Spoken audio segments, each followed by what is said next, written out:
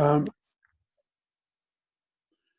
the way we usually start, we each say a name and location, just to locate us, I guess. And the way that seems to work is I ask people to do that, if that makes sense. And I'll go first. I'm Peter, and I'm in King's Lynn in England. Cynthia? I'm Cynthia, and I'm in Kankakee, Illinois. Okay. Elizabeth? I'm Elizabeth, and I'm in Eugene, Oregon. Okay. Joe?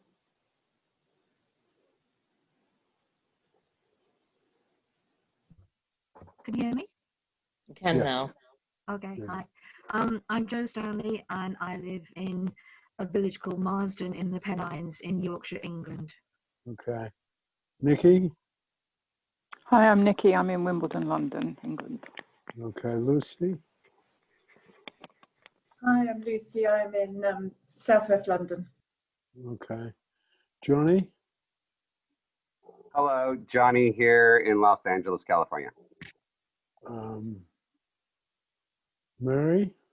I'm Mary, and I'm temporarily in Rosarito Beach, Mexico. Vic? Hi, I'm Vic. I'm in Abbotsford, British Columbia, an hour out of Vancouver. Okay. I'll, yeah, thanks, Lucy and Joe, for coming. We go back a long way. Lovely to see you. I guess I'll just put in a little bit of background, partly because I want to anyway, and for Lucy and Joe. I started the forum as a response to the coronavirus, wanting to do something. And that is also the reason why we record them, which some people, pardon me, some people don't like, and I understand that. But my thought about recording them, we had some discussion. We didn't, in fact, record the first one, or even the first two, I can't remember. But it was my call to record them. And it was recording them in the spirit of, people who work in the helping professions in the physical side of medicine. They're putting their lives on the line. And, psychotherapists, we've got it easy. So I thought we should, if the recording of these might be useful to anybody, I thought we should take that risk and move outside of the usual professional approaches to these things, and take a risk. So if this material and our sharing with each other is useful to someone in these nightmarish times, well, let's do it. So that was the start of the Pellin Forum, and they've got their own momentum now, their own way they're established.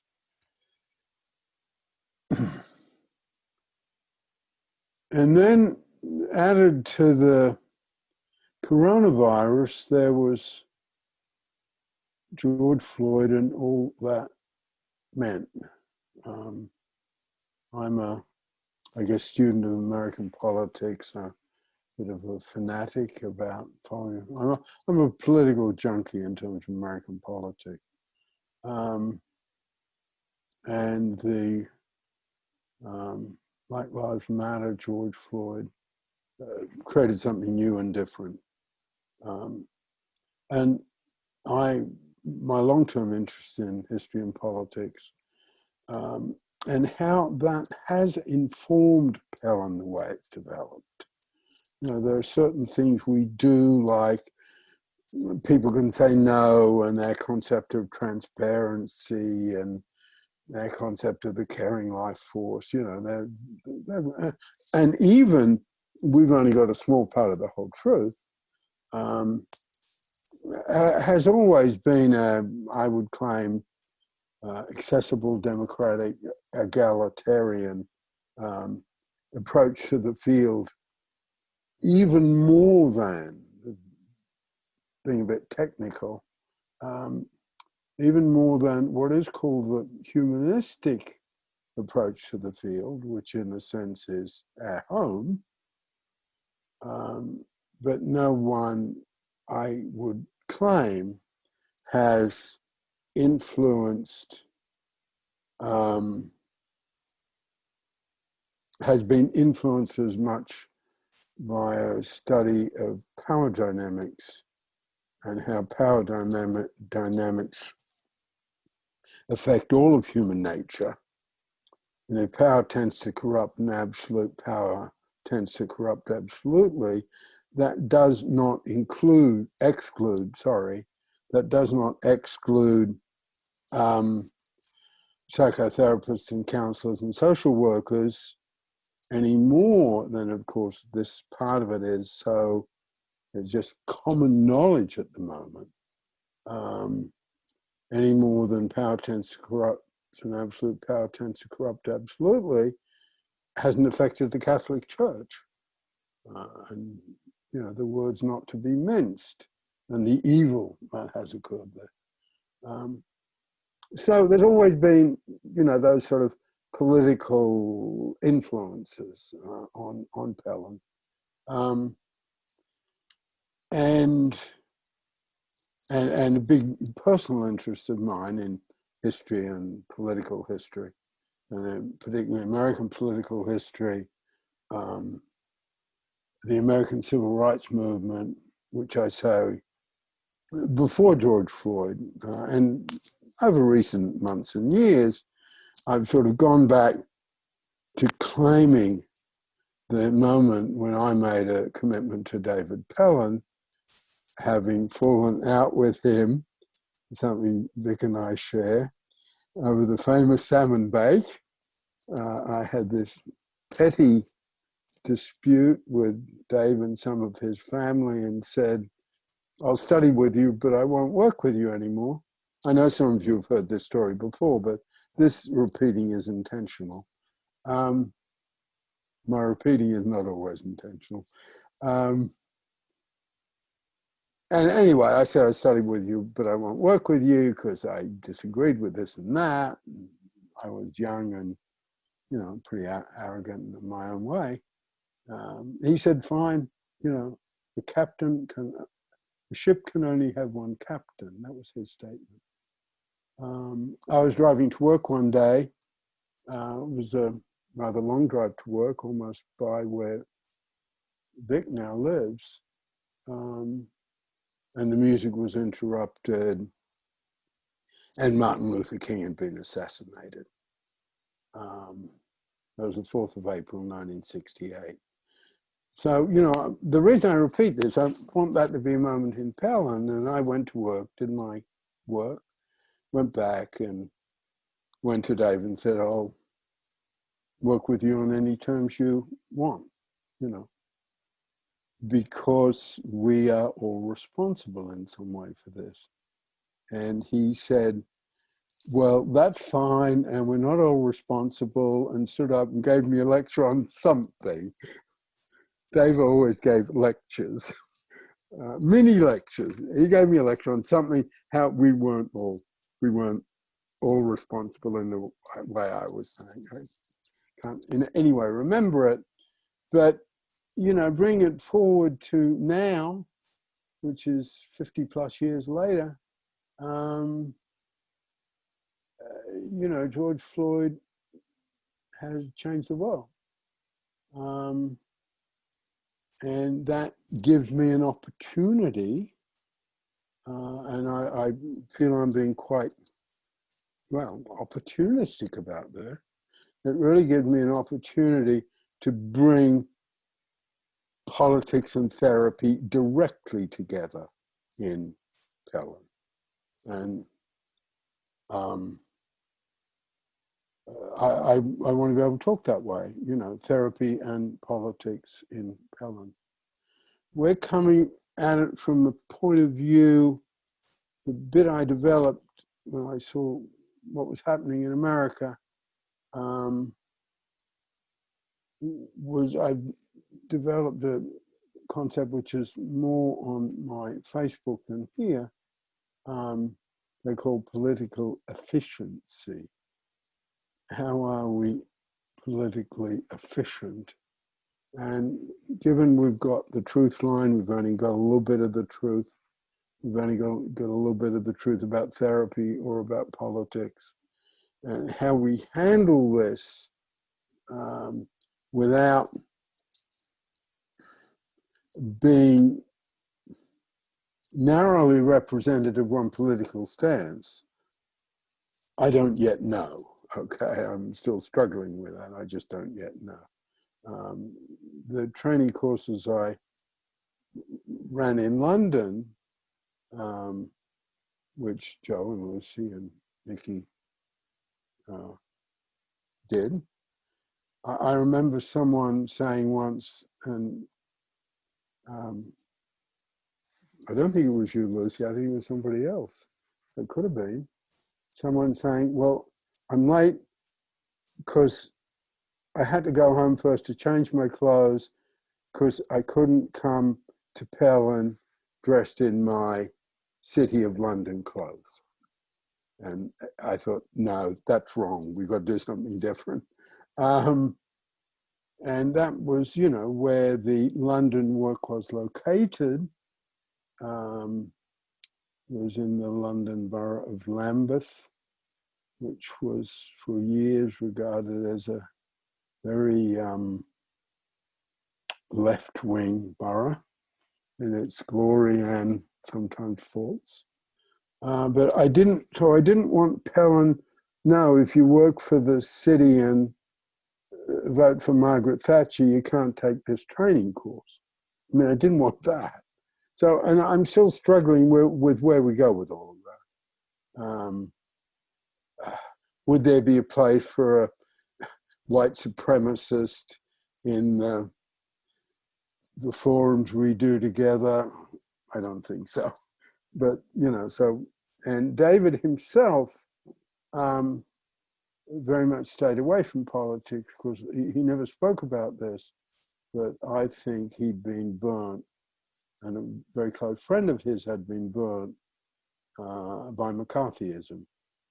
It wasn't very strong in Canada, but it was partly, and Dave never touched politics. Okay, yet at his memorial after he died,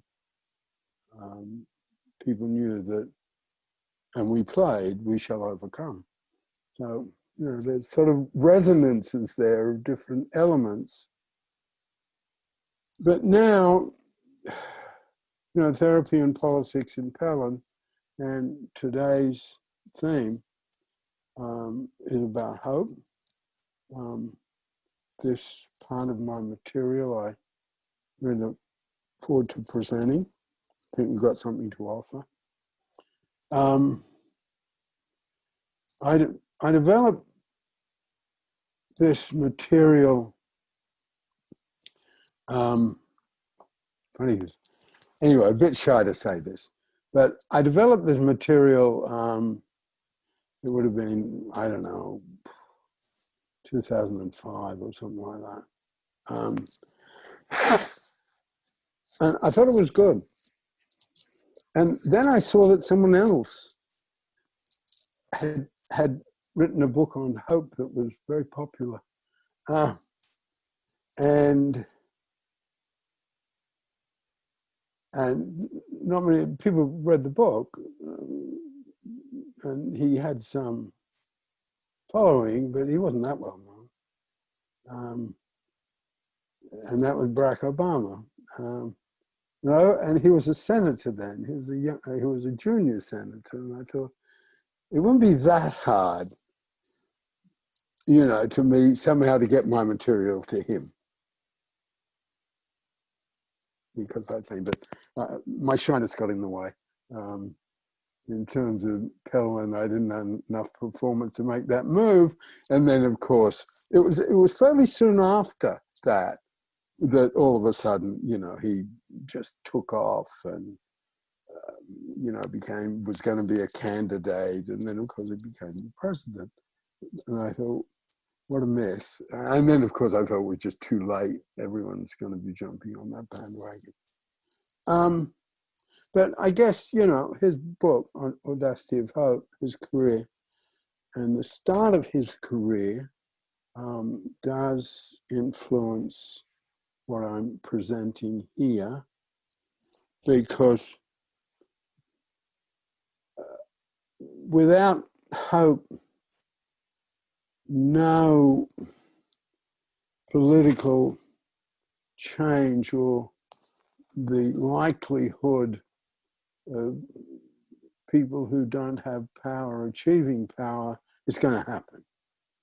I mean, there's certain, the American statement, which is wonderful, all men are created equal, but that, well, it doesn't include women, and it doesn't include the first people who inhabited the country, and it doesn't include black people, and it doesn't include white men who were poor. So all men are created equal started off pretty low down. They weren't represented. It was, you could come in very heavily and say it was gross hypocrisy. But it developed, and without hope, women can't be given the vote. I mean, slaves can't be freed. Black people can't be given the vote. And people who were denied power found hope. And if you look at any of those movements or any of the great political careers, Lincoln, Barack Obama, today, Alexandria Ocasio-Cortez, they started with a clipboard. They started with 3 people. They started with 5 people in the living room. And those people had hope. They started with slaves escaping on the Underground Railway. They started with a group of women organizing one march somewhere.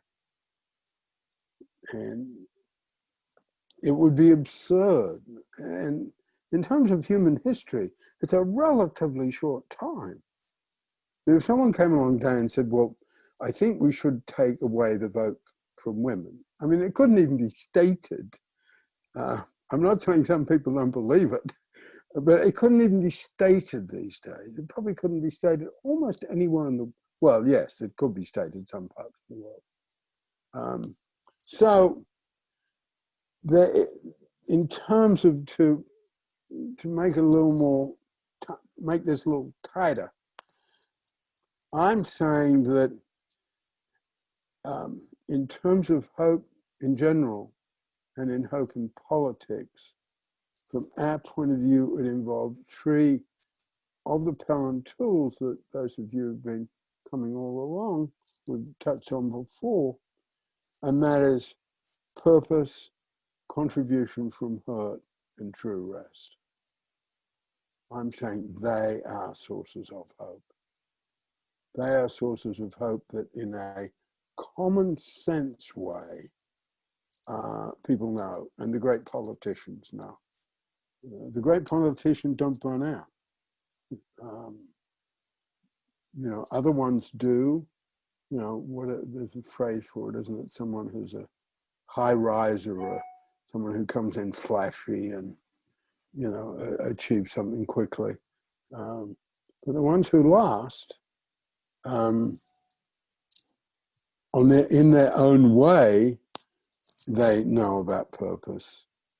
they know about contribution from hurt, and they know about true rest. And just going over each of those in terms of politics, the start, you know, the half a dozen women in their long dresses and hats and rather upper middle class Bostonian accents, you know, started the suffragette movement in America, or equivalent women in England. You know, it's sort of, I'm saying it 5 or 6 of them. And they have a sense of purpose. They have a very clear sense of purpose. You know, Lincoln never lost a sense of purpose. And Lincoln's sense of purpose early on was so overpowering that it, you know, almost took him. He suffered from it. Suffered from, you know, attacks of sort of depression that, you know, we'd put a psychiatric assessment on of some sort.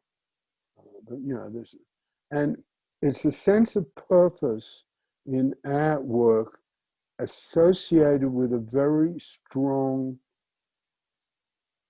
performance life force, which is, and performance life force is our belief in ourselves. That's what it is.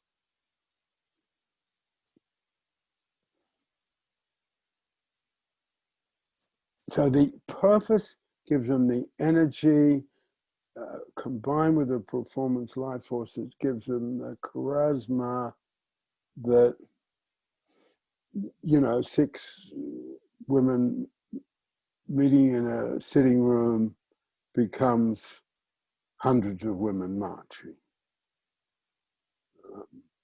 But each of them started with these small moments. AOC says it very clearly, you know, I had a shopping bag and a clipboard and 3 people. And if you read Lincoln, it was something similar. So that's where purpose comes in. And the purpose is deep and hard and solid. It takes people forward. I want to put forward that contribution from hurt, particularly our side of politics, which is trying to solve the problems of how we live together, which is government, rather than have a solution to the problem of how do we hold on to the power we have, acquire more, and stop other people taking any of our power away from us. I mean, that's what government has been for the vast length of human history. The bit where we want to look at maybe government should be for everybody is relative, in some ways relatively new. Because one of the underlying motivations for me in presenting this material is, and this point of view comes from the Greek novelist Kazantzakis, who is best known for Zorba the Greek, but wrote some other great stuff, including a book on St. Francis, great book on St. Francis. And Kazantzakis said, we're adolescents. That's where we are. You know, we're sort of teenagers. We're destructive. We've got all this energy and brilliance. But as a species, we're in a very destructive stage. I sort of take that to the point that we don't know how to govern ourselves. We don't know how to do that yet. And that's where, as I've said here at other times, I think Pellin's got its own little bit to offer in terms of how we could more effectively learn to govern ourselves. So that's all the side of purpose around this. And that, as I said, when we go into sort of our side of it, that the contribution from hurt is a very powerful tool to apply to Black Lives Matter, the suffragette movement, the abolitionist movement, with great addressing great complexity. It also applies to Lincoln's career and what Lincoln did with and for America. But the contribution from hurt, we're saying in Pellin, provides a particular edge to it, a particular drive, and I think a particular belief, and also a particular way that people come together. So the 6 people become the 100 become the 1,000, the 1,000 become the 10th of 1,000, then you got 1 million people voting. I mean, it's not, I mean, that's a pretty big thing. You know, you start with this small number and you got to get to the very, very large number. But one of the ways that happens is the way people join up through contribution from hurt. And I think that concept is useful for people to see. As I said here a few weeks ago, because I was really involved in this, and you know, I'm really involved in American politics, and I watch all these American news shows a bit obsessively, and I live in King's Lynn in England. It's a not very prosperous town at all, on the East Coast. Seen better days, and I live across from a park. I looked out my kitchen window about 4 weeks ago, I think, and there were these, and this was in the middle of lockdown. Lockdown's a little more relaxed here now, but this was when it was real, you know. And there, this whole group of people in the park, and it just looked odd. And I looked again, and they were carrying placards. And I thought, my God, I know what that is. And I went out, I've only got across the road, and this was a Black Lives Matter demonstration and march in King's Lynn, England. I thought that was extraordinary. And the way that sort of spread, and that's contribution from hurt. It's coming together in contribution. On, yes, Mary. People put their hands up, and then sometimes I ask people if they want to comment. Mary. Oh, I just wanted to say I was thinking about the many movements in America. I forget its exact name, but where you know, mums whose kids have been murdered. Oh yeah. Gabby Gifford's thing, Sandy Hook thing. You know, that those movements are so clearly contribution from her, from a terrible loss to do with. Yeah. No, thank you for that. Yeah, because just saying, and you know, we've gone over this before in the forum, but just saying where contribution from her came from, because that part of it is mine, not David's, David Pellin. It was my study of Alcoholics Anonymous, because I was working in a prison as a social worker and probation, or later parole officer, and I heard people talking about. Someone said that they're going to a meeting, and someone else said, "Are you going to go?" Or someone said, "Come along, come to the meeting." I thought, "What the hell are these meetings?" I hadn't heard about. I didn't know anything about AA. I didn't have any of those sort of problems in my own background, and they were going to AA meetings, and I could just tell the way these were guys serving pretty heavy prison time. And I could just tell there was something about the way they spoke about it. Anyway, long story short, I really sort of studied AA, and I've studied it since. And one of the things I've taken from AA is contribution from hurt. And then when I started conceptualizing it, I saw, yeah, there are all these examples everywhere, okay. Sandy Hook in England, Dunblane, you know, someone whose child is killed in a motor car accident sets up something to, you know, combat drunk driving. Yeah, and then if you go into contribution from hurt, the way it works when a mom says to a daughter, you know, let me tell you what it was like when my first boyfriend dumped me, you know, when the, you know, 14-year-old girl was heartbroken. It's a contribution from hurt, and the power of it is sort of all over the place. But I do want to acknowledge it very much came to me from, you know, what makes AA work. And I'm not saying it's the only thing, but one of the things you could say about AA, bringing it out of politics and back there, they provide hope, they provide purpose, they provide contribution from hurt, they provide true rest. It's all there. Bringing it, the contribution from hurt, I think in particular times, I guess it's the times when a community or a group or a nation comes together over threat. I don't think we know yet what the coronavirus is going to do to us all. I mean,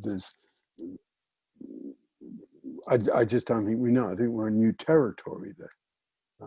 I have a friend and student and client, Chris, I think, you know, some of you know, and he's in China. He lives in China.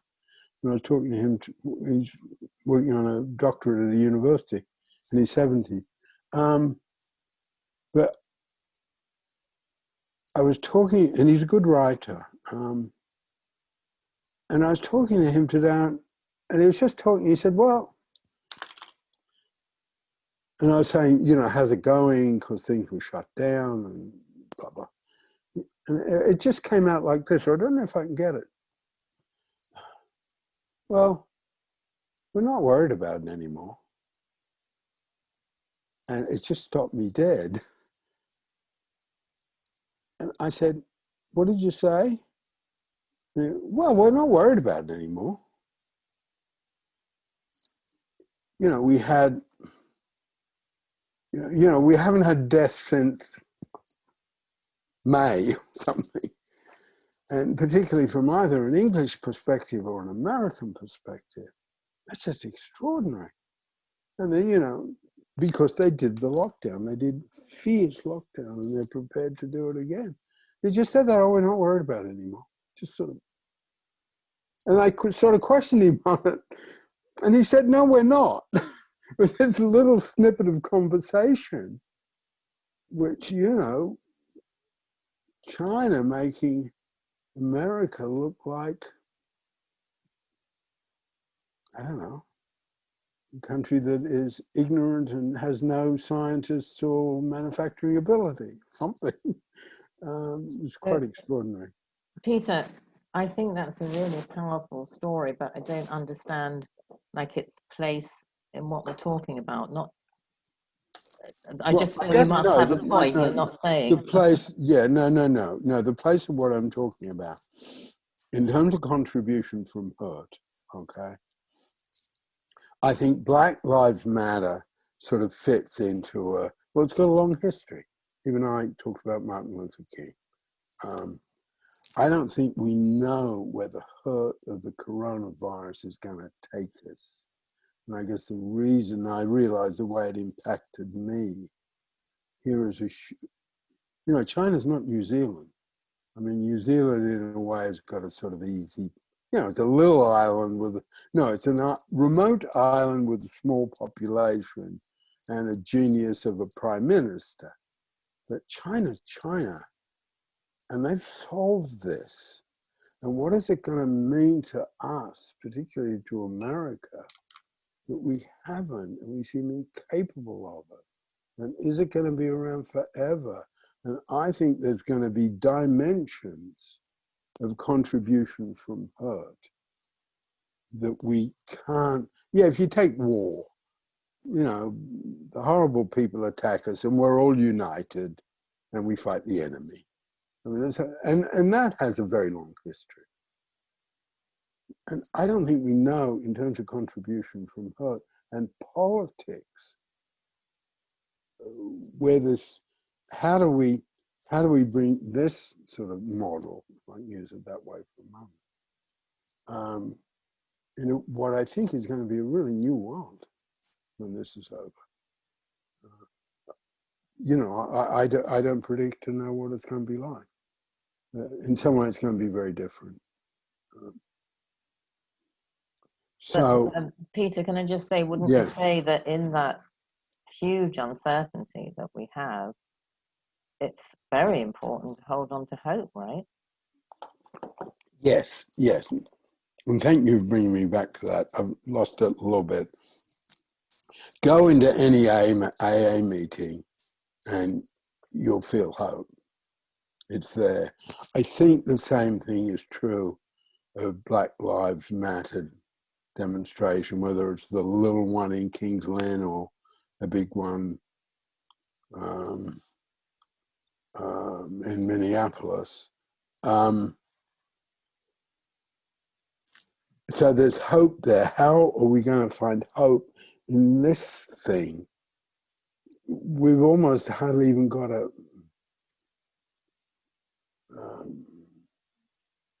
perspective to look at it or language to use. I mean, you know, I'm a student of history, so you can look at, you know, when the plague came in or when the Black Death came in, what all that meant. They are very, very different societies. So I guess the reason I'm bringing it in there is, how does this tool apply to coronavirus? I don't know. Yeah. Well, I just wanted to I intuitively feel this might be relevant, but I'm not quite sure why. I'm in a therapist support group, online one, obviously. And one thing I said last night was, it seems to me it's like there's two coronavirus situations going on.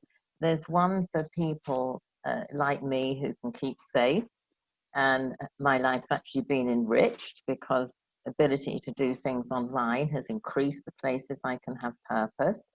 And I've been not in my own home for 3 months, but I'm, you know, I have a lot of hope in my life, and that safety and hopefulness kind of extends out into, gosh, I see how terrible it is, but I have like an unconscious or semi-conscious assumption that there's future, and there are things that are positive for people like me who are safe, like finding out you can connect in this new way, or I can do more teaching in Pellin than I would have expected because everything's going online. You know, there's growth opportunities for me. And then there's this other world, the people who, you know, have to work in the supermarkets and be in what they're recommending, not being in an indoor space. And there's the frontline workers, and the workers that are mostly, you know, the hardest hit races are also the most make up of the essential workers in things like grocery stores and the health service. And it's like there's this weird schism of a world where people have hope in their lives. Many of the people I know, their lives are finding good things in this crisis. And then there's, I didn't even mention the deaths, right? Or the job losses. It's like there's a dark, horrific coronavirus and a full of hope for the future coronavirus. So,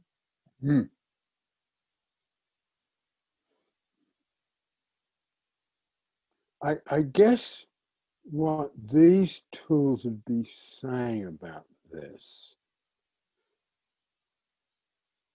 is that, see if you can find the hurt that you can make a contribution from. Something like that. You know, a lot I say, I don't know. I don't know what's going to happen. You know, Florida, Arizona, everyone knew, you know, well, they were lucky they weren't going to get the coronavirus. That wasn't going to happen there.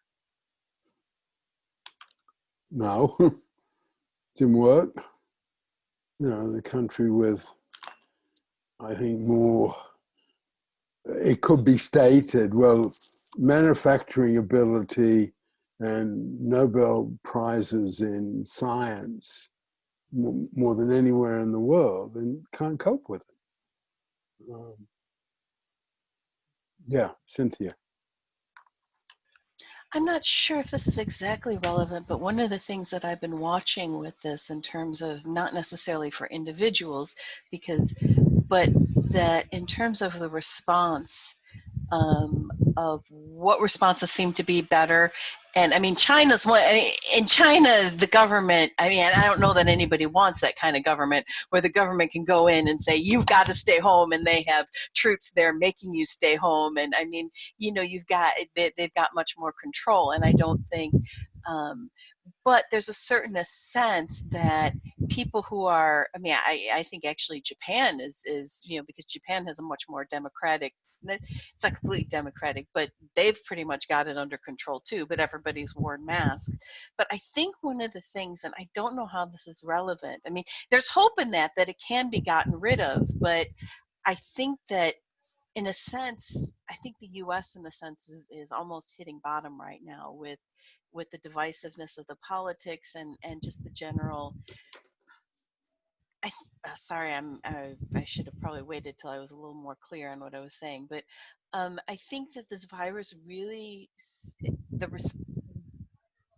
an okay outcome, at least for society with this virus, seems to depend on people who can work together, people who care about each other, or on the other side, a government who's going to make you care about each other, and just the whole sense of, you know, we talked about Barack Obama, and I will tell you, he has been, you know, right now I kind of stay away from politics, but he has been, of all, ever since like I've known about politics, and he was the only politician I ever got excited about.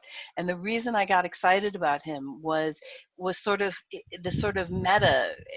Unfortunately, it didn't quite happen the way he wanted to, but when he talked about, you know, we don't have red states, we don't have blue states, we have the United States. You know, we have, you know, we worship an awesome God in the blue states, and we have gay friends in the red states. And talking about how there's a certain level of, you know, where it's politics, where, you know, it's sort of sport, but then they take it to it, but there's a certain level where we're dealing with really important stuff. And because people are so, well, you know, I'm Republican, I'm going to say this, and I'm Democrat, I'm going to say this, they can't work together to solve a problem.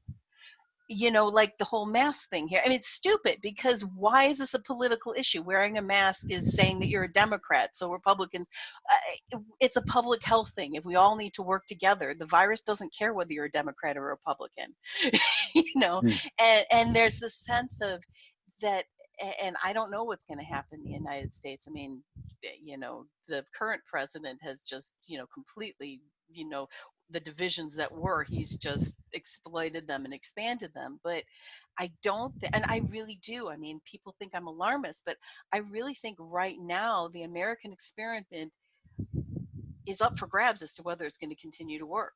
I mean, I really do. I think that if we can't get through this crisis, and getting through this next election, and, you know, some people say, oh, you're just watching the news too much, and there's just so many, we're seeing all the breaks in the Constitution, we're seeing, and I don't know where to find hope in that, and I don't even know what to say. I mean, you don't even, part of me wants to like say something, but everybody's screaming and on a high on the pendulum, so it's like nobody's listening to anything. So I don't know. I guess, yeah. Well, I guess that's where hope can play a big part. And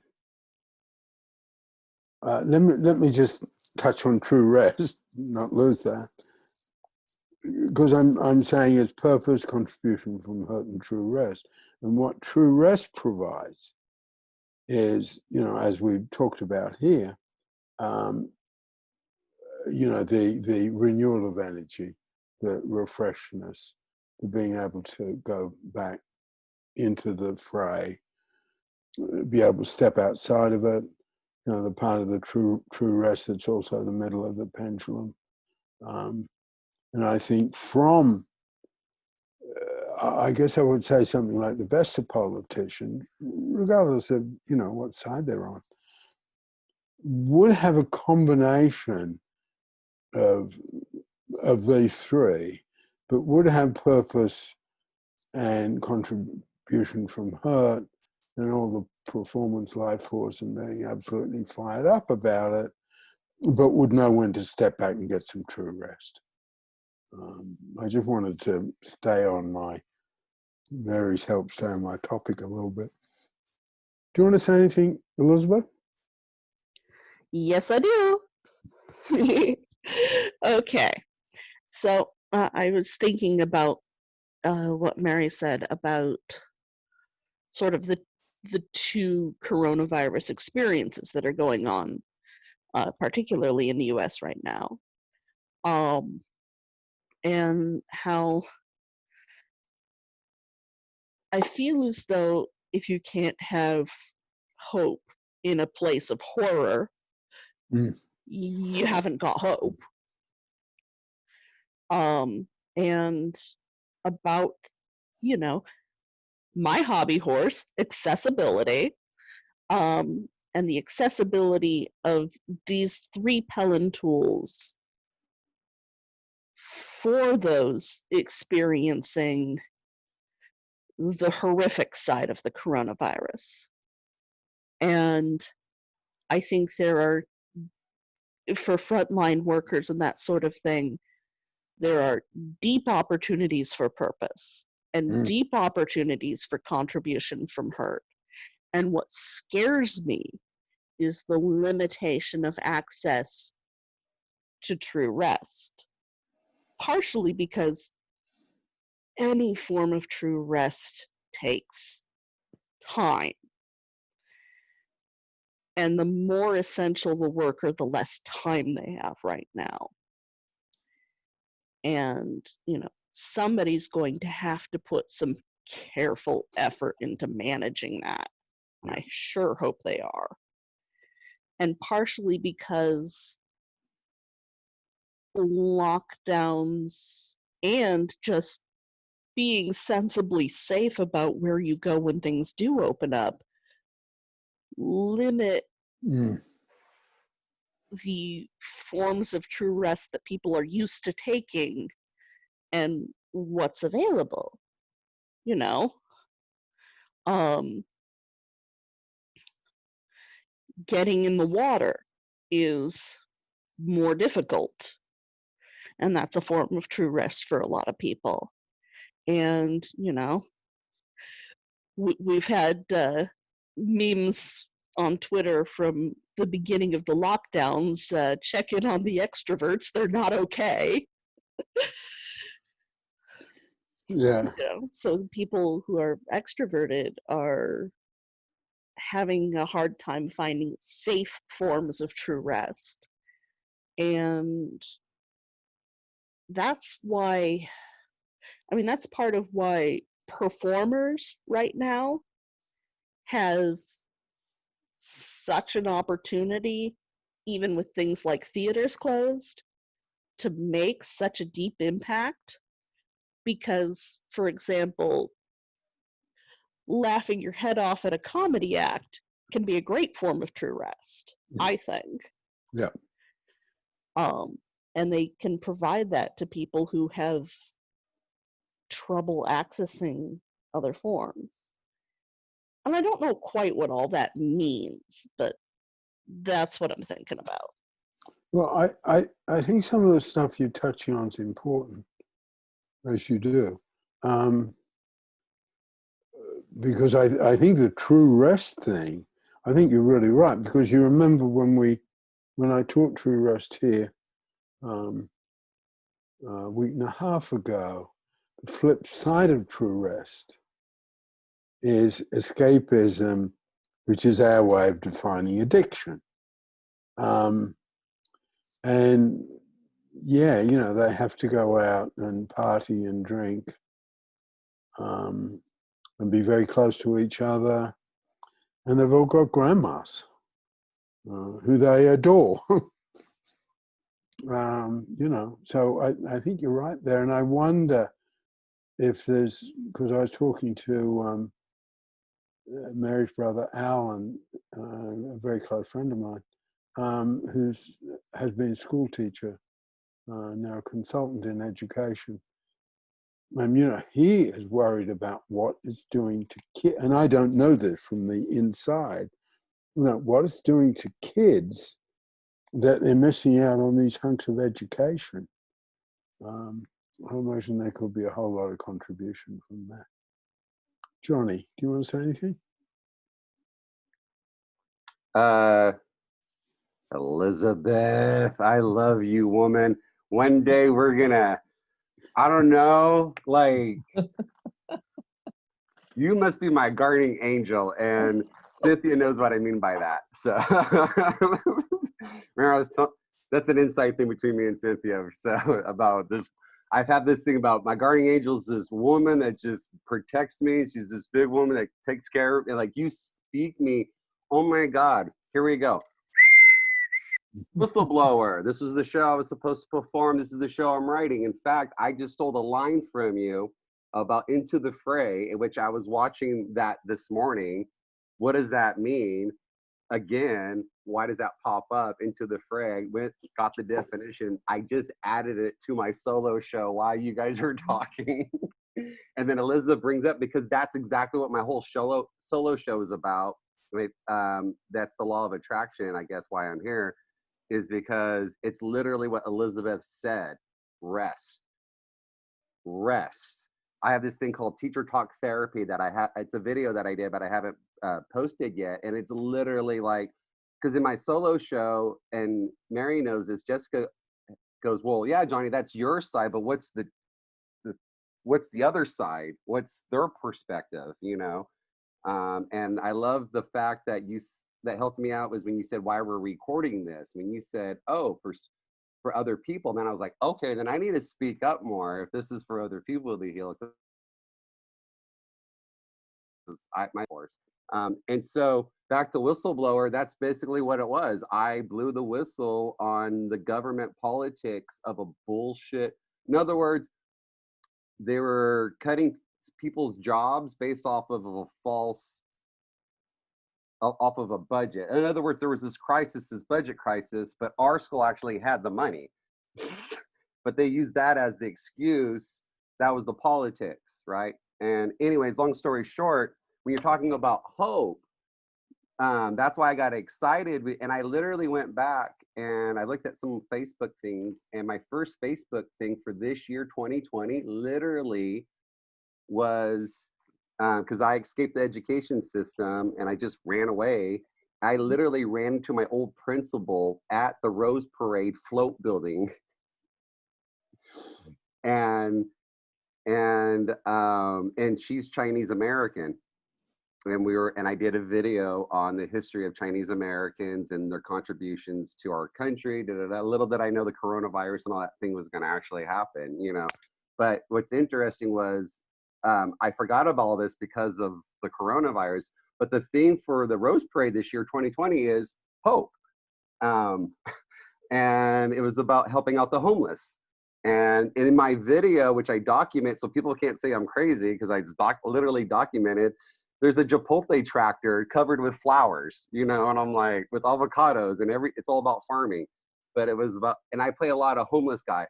Now I'm clean shaven, but I just did a video that got over 8 million views where I play a homeless father. And the reason why I did it was because someone goes, why are you doing that? I said, well, if you walk in somebody else's shoes, you really understand it.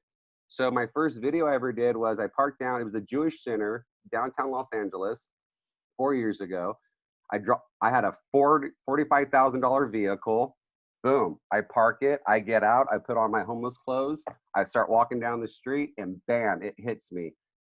This is what it feels like to be homeless.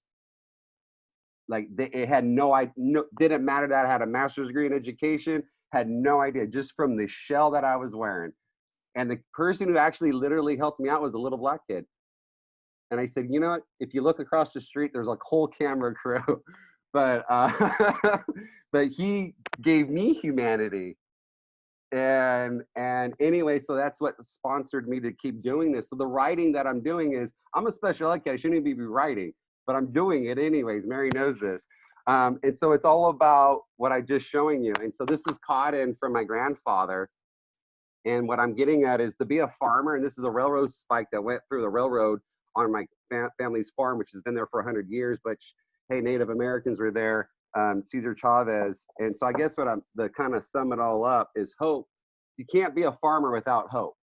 And so that's why I say save the farmer, save the world. Because if you plant, that's why it goes back to the apples when I was in the classroom. Instead of telling these kids, stop throwing those apples away, I was like, screw it, I'll take them, you know? And I started eating them and I turned it into a lesson. And it was just like, well, it takes like 8 years to get an apple. And they're like, what? I'm like, yeah, do you not understand? And they're like, what? I go, well, you're going to be in school for like half your life. I go, you're growing, you know, and I explain the Chinese bamboo tree. I go, I don't know if you, everyone, if you haven't, check it out. The Chinese bamboo tree takes you fertilize it for 5 years. You see nothing, completely flat. And then boom, it shoots up. So I feel like the bamboo tree with you guys. Thank you for the fertilizer. And so as a farmer, you have to have the hope, because when you plant that seed, like even my dad, we get in these discussions. He's like, you think every tree you plant's gonna grow? I go, hell yeah. He goes, you can't have that mindset. I go, how do I go, as a teacher, the mindset that, you know, that's what my argument was in the classroom, was like, all right, just focus on the kids who want to learn. I go, really? On a farm, what am I going to do? Just take care of the animals that are healthy? Really? And so I would piss them off, because I said, if I had a 50% graduate rate as a farmer, I would be out of business. If 50% of all my cows lived, or 50% of, and they got pissed off about it. Anyways, but hope, that's the thing about a farmer. That's that carrying life force. And if you take that hope away, then what else do you have? And it's like, if I was engineered or built to feed people or help people out one way or another, and society goes against that and cheapens me as a farmer, devalues me, well, then what value do I have to the world if food's free, if this is that? So that's what happened with our school. They made us farm for free. And I was like, the grant that you were given was to put more farmers on the planet, not put more slaves on the planet. And I said, and my students were entrepreneurs working for themselves, selling their vegetables and stuff at the farmer's market. And then they were buying school clothes. They were paying their way through college, because I learned that and I told them, if you got that piece of paper, no matter how prejudiced somebody is, you can always say, F you, I got this piece of paper. Anyways, I digress. Thank you for listening. Thanks, Johnny. Cynthia? Peter, Joe, a while back, Joe had her hand up, apparently. Sorry, Joe, I didn't see it. Okay, thank you. Can you hear me now? Yep. Okay. I was thinking about the contribution from hurt, and the problem of this period is the extent and possible duration of the crisis, which can build up to explosive levels. And a lot of people I know already, good people. So I'm thinking that when we contribute from a hurt that has built up and up and up and has become volcanic, we may be less effective in making the right sort of contributions to political change or to healing. So I guess my question to you is, go. How can we help ourselves not get to an explosive point? How can we be good enough helpers if things worsen and deepen and extend? Yeah, this will be, going back a long way, but, when I used to say pendulum, okay, that I think you're really right. And, when I first developed the contribution from hurt, it was all about drug addicts and halfway houses for guys coming out of prison, run by them, this, that whole world. And I don't know if this is relevant here, but I learned then that sometimes a contribution from hurt can't happen too close to the hurt. It sort of takes us over. Now, and this stuff is another part of the work, which I'll try not to digress into too much here. But when we talk about evaluating in terms of hurt and purpose, but there were certain, I learned that with, addicts, junkies, guys out of prison,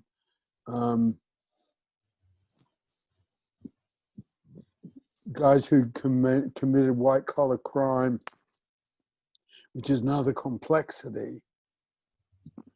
And I'm not saying this relevant here, but if the contribution from hurt was too close to them coming through the hurt, it didn't work. But I don't think that applies if you take Dunblane and Sandy Hook. Dunblane is the English school where the small children were killed in one of those mass murders. Sandy Hook is similar in America. Now, those people needed to make the contribution from hurt, almost at once.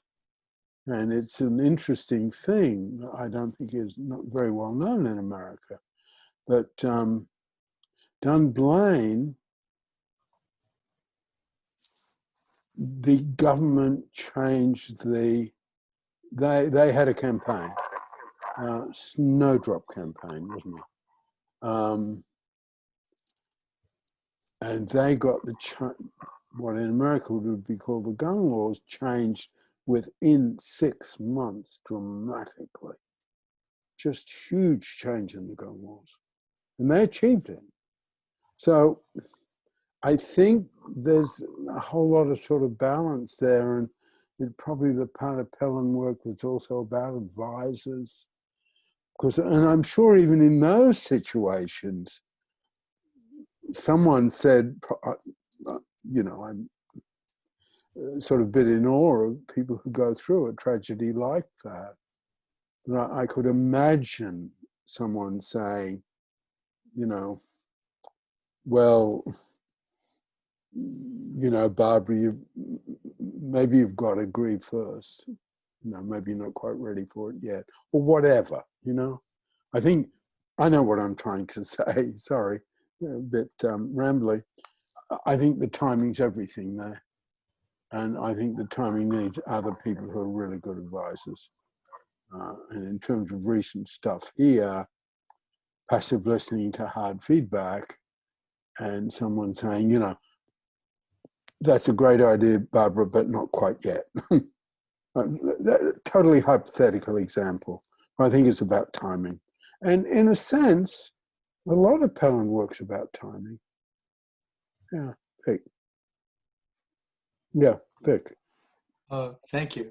I want to connect what I'm going to say, obviously, to what everybody said, but at the moment to what Joe said. I'm going to quote a poem that you probably all heard by Yeats. This is, I think it's called The Second Coming. I'm going to quote a few words here. Turning and turning in the widening gyre, the falcon cannot hear the falconer. Things fall apart. The center cannot hold. Mere anarchy is loosed upon the world. The blood-dimmed tide is loosed, and everywhere the ceremony of innocence is drowned. The best lack all conviction, while the worst are full of passionate intensity. Surely some revelation is at hand. Now, I know you will all see the relevance of those words to what we're all struggling with.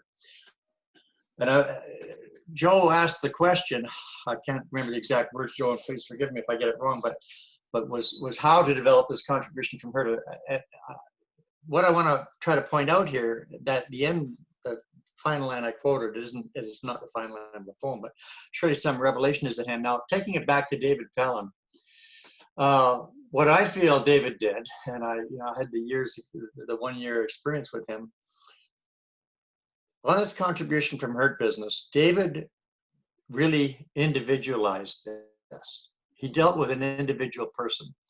And Peter talked about how David was an emotional teacher, reach out and touch you, which if you read my article, you know how much he touched me. And what I'm saying is, looking back on it, I think one of the things that David did was he got an individual person to turn around and face your own hurt. And that's one of the things that I think that he did. And only when you face your hurt can you, logically, can you develop a contribution from hurt? How can you develop a contribution from hurt if you don't really know what your hurt is? You've never really and truly looked at it, and you're running away from it with the persona and other distractions and etc. One of the things that David did, I believe, was that he got people to look at the hurt on an individual basis. How did he do that? Well, look at him. Look at him, that moment I had in the activator unit. And again, I might get choked up here, forgive me if I do, when at the end of the lectures, we were talking about the awareness lecture, and people were saying, how do you develop an ultimate purpose? And then one person said, well, I think it has something to do with giving. And then people said, well, everybody gives. And Pellin, David said, yep, everybody gives. And then one person said, but Dave's giving all the time. And she turned to Dave and said, you're giving all the time. Well, that's the difference between us and you. And Pellin agreed. And then he held out his arm and rolled down his sleeve to reveal these 2 long, livid scars on his arm. And you could have heard a pin drop in that place. And this is what I've written in my essay, as he said, you see, I was a fool once too. Now, to me, what that means is this man, 2 big, long, livid scars on your arm is a pretty robust attempt at suicide, it seems to me. Right? And what that means to me is David turned and faced his own hurt in a big way. And that's, in a sense, maybe that's the untold story. And Peter may know more about this than I do because he had a longer association with David than I did. But maybe that's part of the untold story. This man turned and faced his own hurt. He went into the darkness and looked at his hurt, and he took lessons from it. And because of that, and Mary a while ago in one of the other sessions, used the phrase, the holders of the experience. David was the holder of an experience that maybe we don't fully yet grasp, because he was able to turn to people as individuals, and if not in these exact words I'm using, say, look, I'm going to get you to do something. Turn and look at your own hurt, because only then, when you're really familiar with your own hurt, you're not running from it, you're not denying it, then you can start to develop the unique contribution that you have to make. So I'm thinking that maybe each person, like the poem says, surely some revelation is at hand. And the revelation, in one sense, being a bit poetic here, license, each person has to get that revelation. And we don't get it if we're still running from the hurt that is inside us. We have to look at it, and we have to come to terms with it. So I don't know if that makes a lot of sense, but I know from my own experience that David had a way of being able to reach out and touch people and talk to people. And in my opinion, that is related to the degree to which he turned and faced his own hurt. It seems that way to me. Thank you. Thanks. Cynthia?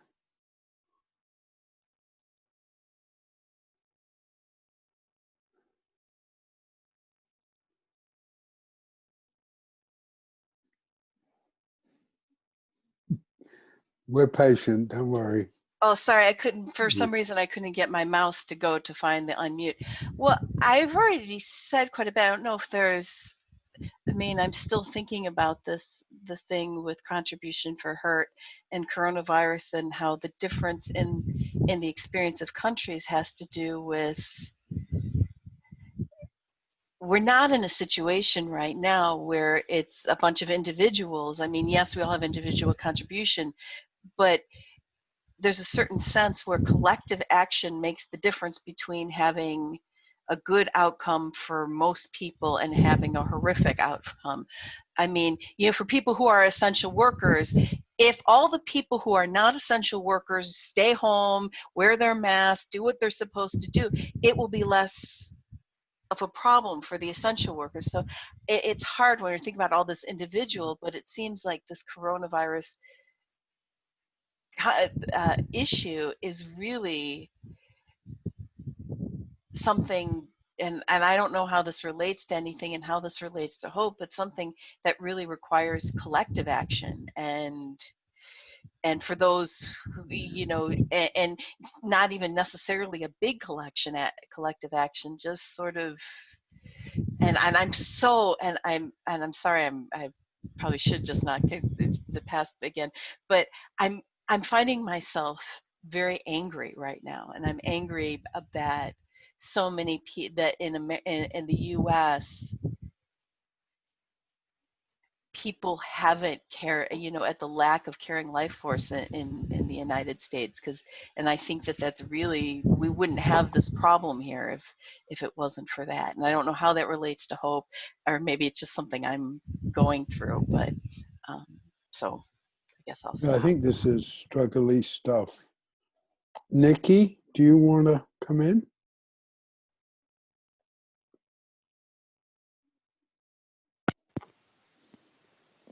Sorry that took a while. No, got nothing to say, thank you. I'm just Okay. listening. Shirley? Yeah, hi. So yeah, I've been thinking a lot of what you guys have been talking about, and I want to touch on the true rest thing. And I think you said the opposite of true rest is, and I'm not sure if I got the word right, is obsession, and that can be addiction. Is that correct? Yeah, mainly I'm saying it's escapism is the word. Escapism, that was the Yeah. word. I was trying to remember the word. And it was just David Pellin's word of talking about addictions. What about his word? His work. Oh, is that what you're saying? Yeah, escapism is just our word for addiction. Right. It's the same stuff. Right. So yeah, I was talking to a teenager who there's addiction in the family, and she was doing a lot of pot, and she said to me, what has helped is now I'm closer with my mom, and I'm talking to, right, all these good things. I'm talking to my sister about the person who's an addict, and I'm doing these things, and that's her true rest, you know, is being able to talk about it and feel bonded with a parent who's healthy.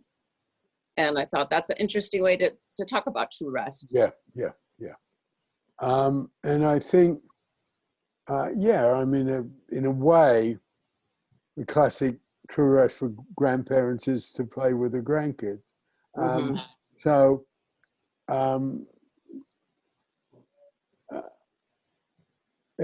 again, you know, going back some weeks and what we've been looking at here, you know, they're simple tools that can be applied to a lot of complex situations. And as you know, but to repeat, you know, I talk about Michelangelo's tools, which you can Google, and they're very simple to the point of, from our perspective, look crude, and all Shakespeare needed were simple words when he said, to be or not to be, that is the question. So I think true rest in a similar way is a really simple tool. It can be applied to a lot of situations when you think, oh, and I could feel you doing it, sort of, you know, stepping back a little bit and thinking, okay, what is she going through? What is the teenager going through? And you go, yeah, I can see that. And sometimes, you know, what we're doing is providing, in a sense, a different framework or structure for stuff people already know. In some way, I think the material is very original, and in another way, there's nothing new under the sun. So, you know, balancing those two things. I think that's useful. Do you want to come in at all, Lucy? Not really. It's very interesting. I feel like I'm in a permanent state of rage about our own government recently, well, for quite a while. So it's very interesting to be around such a long time. So really good to be introduced, reminded about pendulum and true rest and things. So it's nice, but that's all. Okay. I think the rage is an important point, and I'd probably almost not addressed it enough here. It comes in a bit next time on Sunday, when I'm taking the other side and looking at fear and where fear fits in.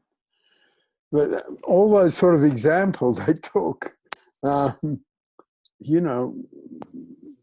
women denied the vote, black people enslaved,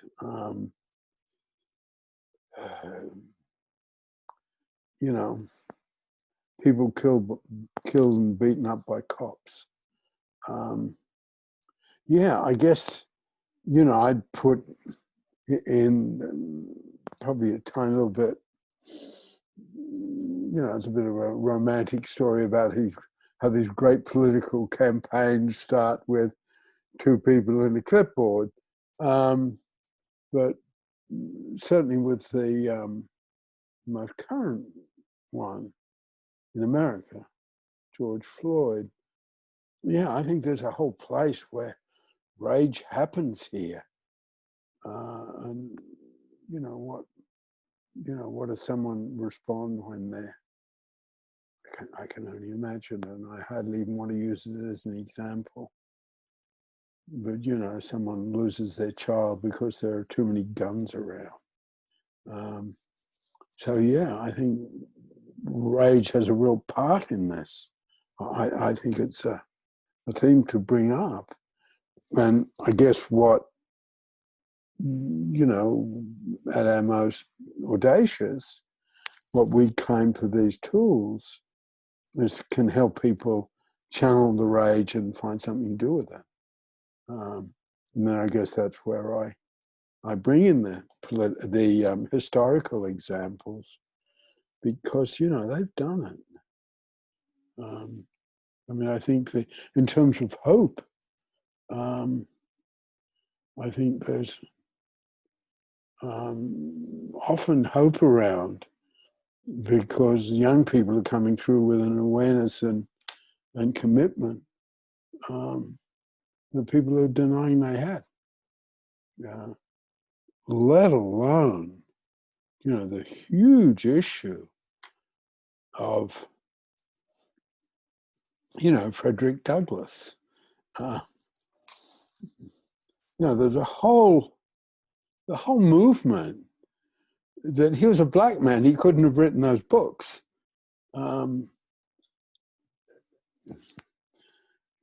So sort of the rage of not being recognized, the rage of people's contributions not being recognized.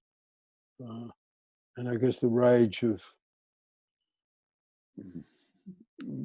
as it's coming down, I think it'll come down more and more, that the privileged people had a better chance of escaping coronavirus than the less privileged people. I think that's just going to be a fact. Mary, do you want to come in? Yeah, I was wanting to say something about true rest. I'm, for those of you who don't know, I'm living within sight of the beach here at Rosarito, and police and soldiers are very assiduous about carrying out the Baja California rules about you're not allowed on the beach. And I think they're even giving citations. They certainly honk everybody away and go on, etc. But yesterday I read through the newsletter from the Rosarito Beach Hotel that the beaches have been opened from 6 a.m. to 10 a.m. And I thought that was a really interesting decision, because it's basically saying you can have your true rest, you can go on the beach, but we don't want you with your parties and your beer and your lighting fires on the beach, which happens even during coronavirus. You can have the beach to swim and walk and sit until 10 o'clock in the morning. I just thought that was wonderful to have that awareness of we don't want to deprive you from true rest any longer than we have to, but don't you go just to do those other things that spread the virus. That's it. We've talked we've talked here at other times about memory links, and this is not relevant. And I could make it relevant in terms of true rest. Memory links, and we'll be looking at that more on Wednesday in terms of, you know, the way fear works in politics. But you know, I surfed on the other side of that ocean when I was a kid. Okay, you know, all you have to do is turn left and go south, and you get to Sydney, Australia. So, you know, you're talking about the beach, and yeah, it just brought back a lot of memory links. And we would surf at night and get chased out by the cops. Yeah, that's memory links. And I guess that's a bit true resty for me. We'll end there. We end sort of the way we begin. I hope the format works for the people who just came today. And thank you very much for coming. We just say our names and where we're located, so and anything else we want to add. And I call out the names because that we haven't found another way to do that yet. Yeah, I mean, to say to, you know, once again, you know, this technology is very new to me.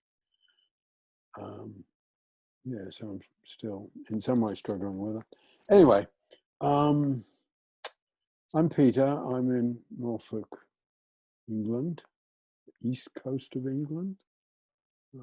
The North Sea, which is sure as hell not the Pacific Ocean. And yeah, thank you for coming today. And